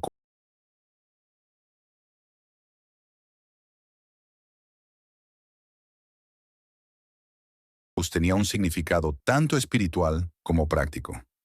Los sacerdotes lo empleaban en rituales de protección, y los faraones lo llevaban como amuleto, creyendo que les otorgaba visión más allá del velo de la muerte. Los arquitectos que diseñaron las pirámides incorporaron proporciones basadas en este símbolo, convencidos de que las vibraciones del cosmos resonarían en sus creaciones. En los mitos, el ojo restaurado de Horus era un símbolo de renovación y equilibrio, un recordatorio de que incluso el caos puede ser transformado en orden. Algunas culturas creían que el tercer ojo era más que un concepto espiritual, era una parte física del cuerpo humano. Los babilonios y los mayas hablaban de un punto de luz en la frente que, cuando activado, permitía a los chamanes comunicarse con los dioses. Los mayas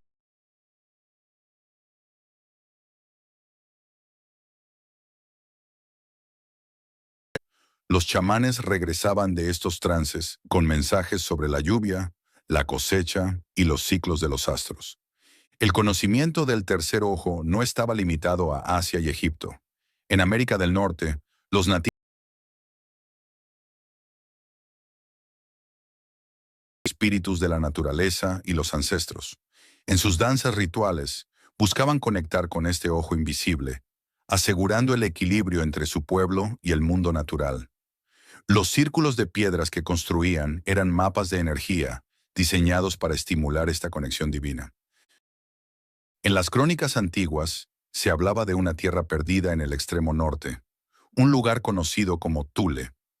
Este nombre evocaba visiones de mares congelados, cielos interminables y un sol que nunca se ocultaba en verano, pero tampoco salía en el invierno. Los marineros griegos, liderados por Piteas de Masalia, narraron sus travesías hacia este rincón mítico alrededor del año 330 a.C. Según sus relatos, Thule estaba más allá de la civilización, en el límite del mundo conocido, donde los dioses y los elementos reinaban sin oposición.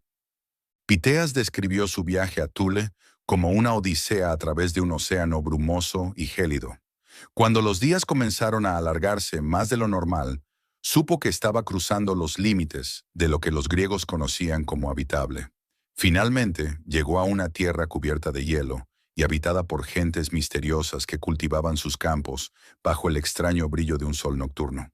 Estas gentes, según Piteas, vivían en comunión con la naturaleza y adoraban a dioses que regían el clima, los cielos y las cosechas. En Thule, el mar se transformaba en una sustancia gelatinosa que impedía la navegación. Los nativos llamaban a este fenómeno el mar congelado y lo consideraban una señal de que los hombres no debían aventurarse más al norte. Sin embargo, algunos osados exploradores intentaron seguir adelante, solo para desaparecer sin dejar rastro. Estas historias reforzaron la idea de que Thule era un umbral, el portal al dominio de los dioses o a mundos aún más desconocidos. A lo largo de los siglos, Thule se convirtió en sinónimo de lo inalcanzable, lo remoto y lo divino. Los romanos, fascinados por los relatos de Piteas, buscaron esta tierra en sus propias expediciones al norte, pero nunca lograron encontrar pruebas definitivas de su existencia. Las teorías sobre su ubicación variaban desde las Islas Feroe hasta Islandia e incluso Noruega. Cada rincón del norte parecía resonar con ecos de Thule, como si la misma tierra se resistiera a ser descubierta. Con la llegada de la Edad Media, Thule adquirió un aura de misterio aún mayor. Los mapas europeos la marcaban como una isla mítica, rodeada por monstruos marinos y rodeada por nieblas eternas. Los monjes que copiaban estos mapas hablaban de Thule como un lugar donde el tiempo se detenía y donde los hombres podían alcanzar sabiduría divina si lograban sobrevivir a sus pruebas. Los vikingos, exploradores por excelencia, aseguraban haber visto Thule durante sus viajes hacia Groenlandia y América del Norte. Sin embargo, sus relatos eran contradictorios. Algunos describían un paraíso helado lleno de recursos naturales, mientras que otros hablaban de un lugar desolado, habitado por espíritus que desafiaban a los vivos. A pesar de sus diferencias, todos coincidían en que Thule era un lugar sagrado, un reflejo del cosmos en la Tierra. En el imaginario colectivo, Thule permanece como una metáfora de los confines del mundo, el lugar donde termina la lógica y comienza el mito. Aunque los mapas modernos han eliminado su nombre, su espíritu vive en cada expedición hacia lo desconocido, en cada intento de descubrir qué se encuentra más allá del horizonte.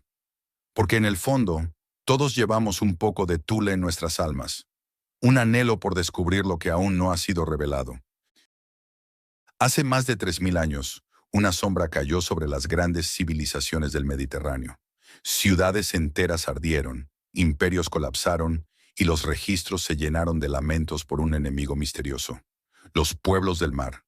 Nadie sabía de dónde venían, solo que llegaron como una tormenta, arrasando con todo a su paso. Sus naves cargadas de guerreros implacables surcaban los mares como fantasmas, y sus ataques eran tan brutales que incluso Egipto, bajo el mando de Ramsés III, apenas logró sobrevivir. Los pueblos del mar parecían surgir de la nada, pero su coordinación y ferocidad sugerían una alianza bien organizada. Se decía que provenían de las islas del Egeo, o quizás de más allá, expulsados de sus tierras por desastres naturales o conflictos internos. Los griegos los llamaban piratas, pero los egipcios los veían como una fuerza apocalíptica enviada por los dioses para castigar a la humanidad. En sus crónicas, Ramsés III describió cómo los pueblos del mar Atacaron con furia imparable. Primero, destruyeron los reinos hititas, dejando ruinas donde antes había prosperado una de las civilizaciones más poderosas del mundo antiguo. Luego, avanzaron hacia Canaán y el Levante, saqueando ciudades y esclavizando a sus habitantes. Por último, se dirigieron a Egipto, donde sus naves oscurecieron las aguas del delta del Nilo. El faraón, consciente de la amenaza, desplegó sus tropas a lo largo del río, construyendo fortalezas y armando a su pueblo. La batalla fue feroz, con flechas que cruzaban el cielo como lluvias de fuego y espadas que chocaban en un eco de desesperación. Ramsés III logró repeler a los invasores, pero a un alto costo. Las ciudades egipcias quedaron devastadas, y la economía del reino nunca volvió a ser la misma. Los pueblos del mar no solo trajeron destrucción, sino también un enigma. Los registros de su idioma, cultura y motivaciones son escasos, lo que ha llevado a siglos de especulación. Algunos creen que eran aliados de los filisteos, mientras que otros sugieren que eran un conglomerado de tribus desplazadas que se unieron para sobrevivir. Lo cierto es que sus ataques marcaron el inicio de la Edad Oscura del Mediterráneo, un periodo en el que la escritura desapareció y las civilizaciones retrocedieron. En los mitos que surgieron después, los pueblos del mar se convirtieron en figuras casi sobrenaturales. Eran vistos como agentes del cambio, heraldos de una nueva era que destruyó lo antiguo para dar paso a lo nuevo. Los arqueólogos han encontrado restos de sus armas, barcos y asentamientos temporales, pero aún no han resuelto el enigma de quiénes eran realmente. ¿Fueron una confederación de tribus que se rebelaron contra sus opresores? ¿O una fuerza unificada con un propósito desconocido? Cada hallazgo plantea más preguntas que respuestas. El misterio de los pueblos del mar sigue siendo uno de los enigmas más fascinantes de la historia antigua. Son un recordatorio de cómo incluso las civilizaciones más grandes pueden caer ante lo inesperado, y de cómo los eventos más oscuros pueden dar origen a leyendas que perduran durante milenios.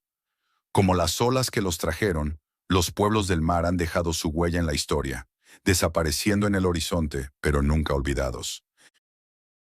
Cuando la ciudad de Cartago fue arrasada por los romanos en el año 146 a.C., su derrota parecía el fin de una civilización que había dominado el Mediterráneo occidental. Las llamas consumieron los templos, los mercados y las casas de una urbe que alguna vez había rivalizado con Roma en poder y ambición. Los campos que rodeaban la ciudad fueron sembrados, según las leyendas, con sal para que nunca más prosperara. ¿Pero desapareció realmente Cartago? ¿O su legado continuó de formas inesperadas? Los sobrevivientes de la caída de Cartago huyeron en todas direcciones. Algunos se refugiaron en las zonas rurales de África del Norte, manteniendo vivas las tradiciones cartaginesas en pequeñas comunidades. Otros se dispersaron por el Mediterráneo, llevando consigo sus conocimientos de navegación, comercio y política. Se dice que algunos capitanes cartagineses navegaron hacia el Atlántico en busca de nuevas tierras donde reconstruir su imperio lejos de la sombra de Roma. Mientras tanto, los romanos se esforzaban por borrar todo rastro de Cartago. Sus bibliotecas fueron saqueadas y los textos cartagineses, escritos en púnico, se perdieron casi por completo. Sin embargo, fragmentos de su cultura lograron sobrevivir. La religión cartaginesa, por ejemplo, con sus rituales y deidades, dejó una huella en las prácticas religiosas de las regiones circundantes, influenciando incluso algunos aspectos de la cultura romana. A pesar de la brutalidad de su derrota, la resiliencia de los cartagineses se hizo evidente con el tiempo. En las provincias romanas de África, los descendientes de Cartago prosperaron como comerciantes y terratenientes. Sus habilidades en la agricultura transformaron estas regiones en algunos de los graneros más importantes del Imperio Romano. Aunque la ciudad de Cartago fue reconstruida como una colonia romana, el espíritu cartaginés persistió en los corazones de su gente. Con el tiempo, los historiadores comenzaron a redescubrir la grandeza de Cartago. Excavaciones arqueológicas revelaron restos de una civilización avanzada, con tecnología y arte que rivalizaban con los mejores logros de Grecia y Roma. Los mitos que los romanos habían creado sobre los cartagineses, como el supuesto sacrificio de niños a los dioses, fueron cuestionados, y la verdadera historia de Cartago comenzó a emerger. En el imaginario popular, Cartago sigue siendo una ciudad envuelta en misterio y tragedia.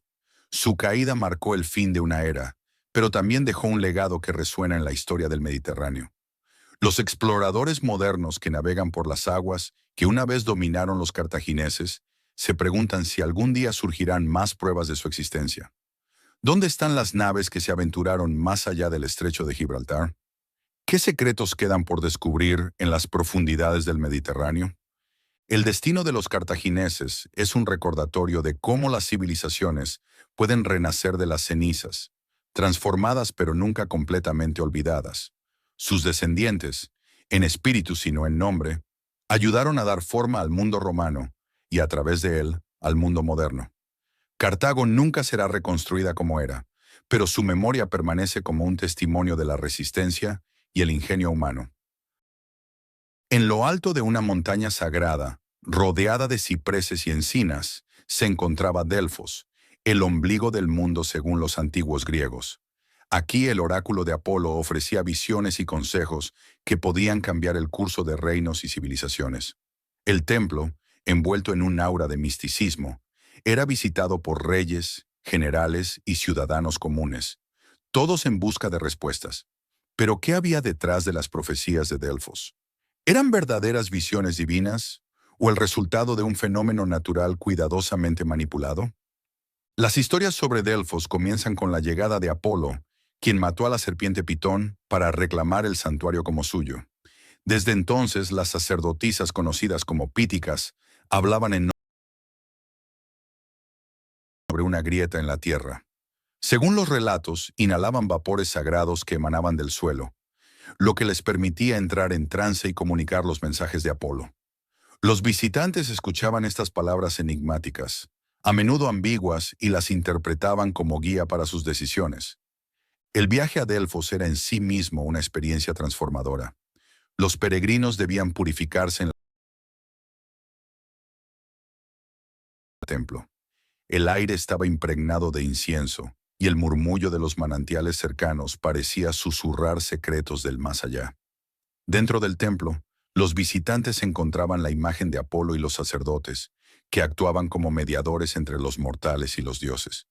Sin embargo, los estudios modernos sugieren que los vapores sagrados que influían en las píticas podrían haber tenido una base científica. Algunos investigadores creen que la grieta en el suelo liberaba gases como etileno, un compuesto conocido por inducir estados de trance y alucinación. Si esto es cierto, Delfos sería un ejemplo fascinante de cómo los fenómenos naturales pueden ser interpretados como intervención divina. A pesar de estas teorías, el oráculo de Delfos sigue siendo un enigma. Sus profecías, aunque crípticas, a menudo parecían tener una precisión sorprendente. Cuando Creso, rey de Lidia, preguntó si debía atacar a Persia, el oráculo respondió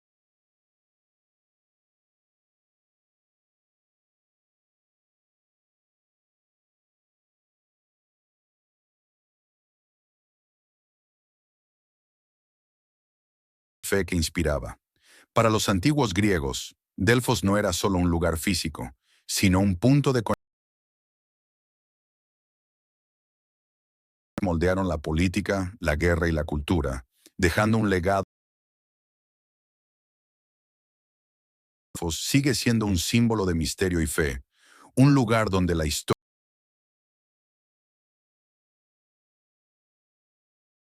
de las creencias humanas y cómo la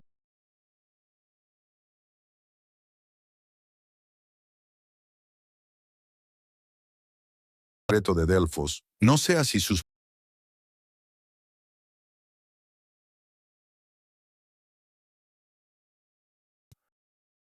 en los bulliciosos mercados de Oriente Medio, entre sedas y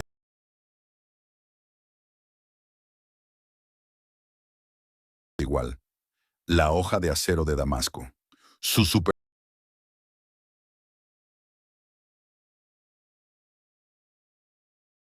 sino que ocultaba un secreto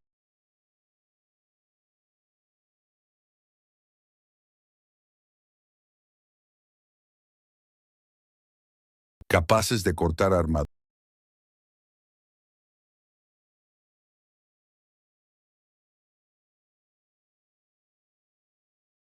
Una ciudad vibrante en la ruta de la seda.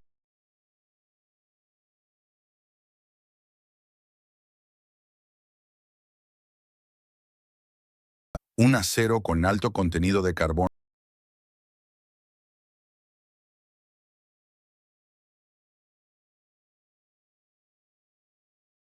que mejoraban su resistencia y flexibilidad.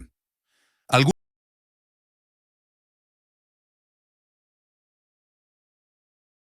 regalo de los dioses. La técnica transmitía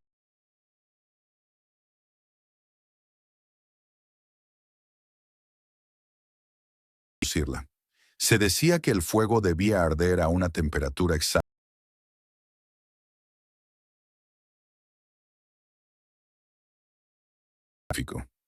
Mientras los herreros trabajaban, cantaban oraciones.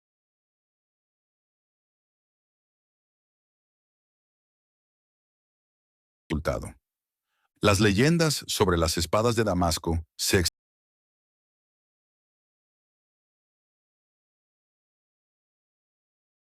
extendieron al ver cómo sus espadas se rompían ante estas hojas indestructibles.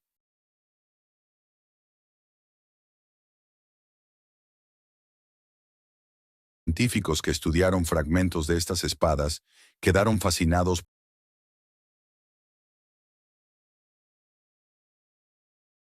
pues no podían haber conocido conscientemente. Con el tiempo la técnica se perdió.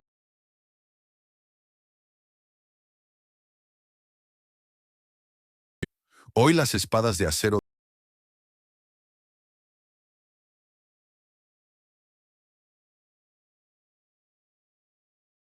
crearlas.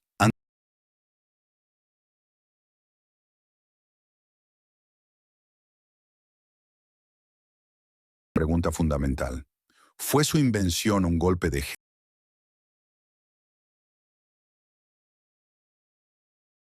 registros detallados de sus métodos? Lo que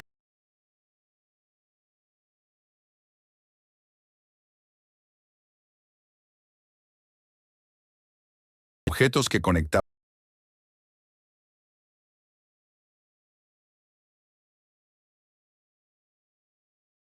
naciones antiguas tenían conocimientos,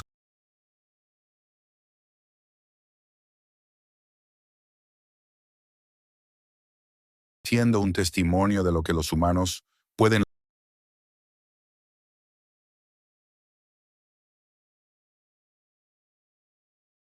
En la antigua Grecia se encontraron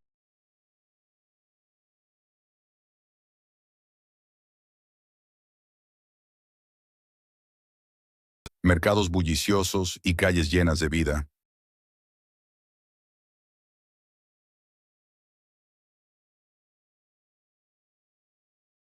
y la ciudad desapareció, tragada por las aguas en lo que muchos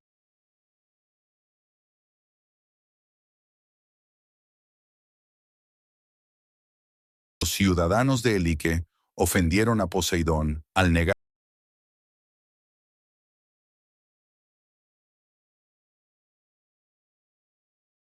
Los antiguos describen cómo un fuerte terremoto sacudió,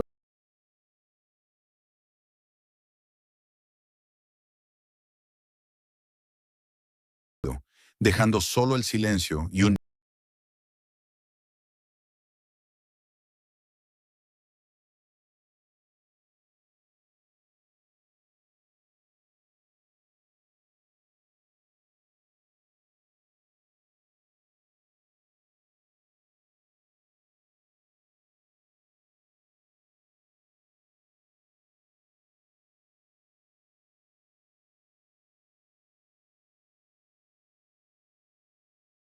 ante la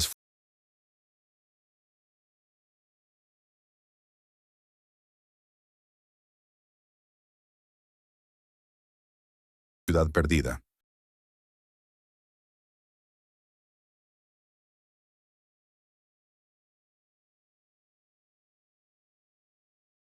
Finalmente, en la década de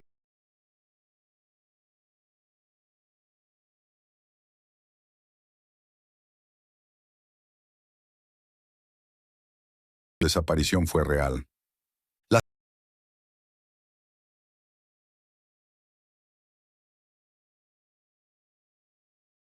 antes del desastre. Monedas.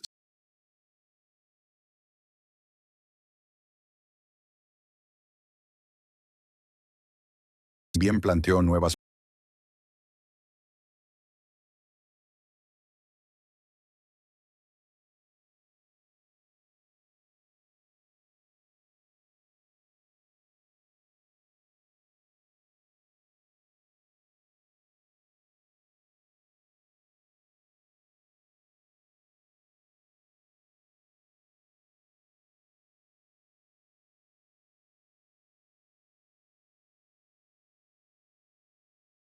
sobre la importancia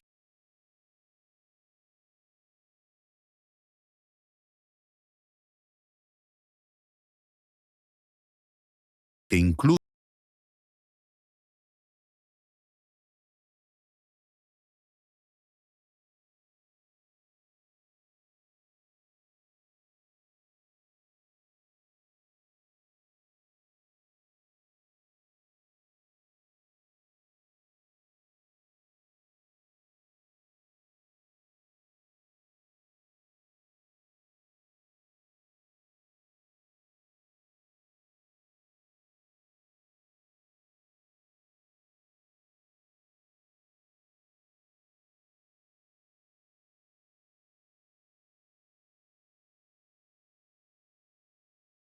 este objeto